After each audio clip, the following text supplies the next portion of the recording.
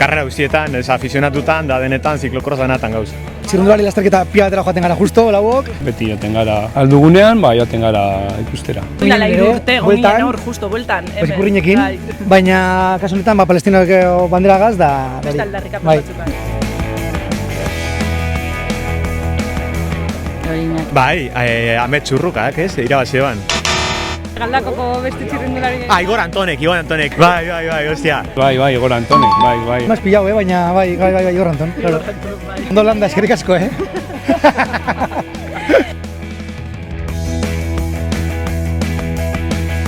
Euskal txirrindularitza profesionala, pues dago pizka bat en decadencia. Ba, justo horretaz berretan gara. Eta Euskaltel proiektua ikusten dugu da bela purbet, en tierra de nadie edo. Ezin da onartu. Ezin da onartu, 11 milioi euro pagetea tur bat ona etorteko eta Euskal txirrindularitza hilten egotea aldi berean gainera. Edo eta adibidez lehenkoan afizionatu mailako lasterketa bat ikustera joan eta 10 pertsona ikusten egotea eta horren 8 gurasoak izatea, ez dakizu. Bultzatzen da alako evento handi bat, baina gero evento txikik ez deki lekurik eta hor borrokatu behar da. Zaleak bai, baina...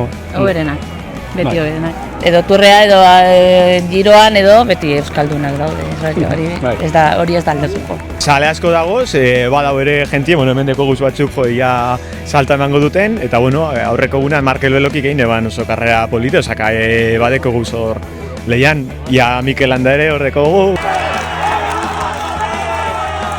Peio ere, ia zelan, eta bi erreterren zaizkigu, pero bai, badau. Atletikeko kamiseta asko gusten gabiz. Atletik, ez dakit nik ikusi dekon hemen atletiko kamiseta horrek. Baina, respetagarria eta bai, ez dakit.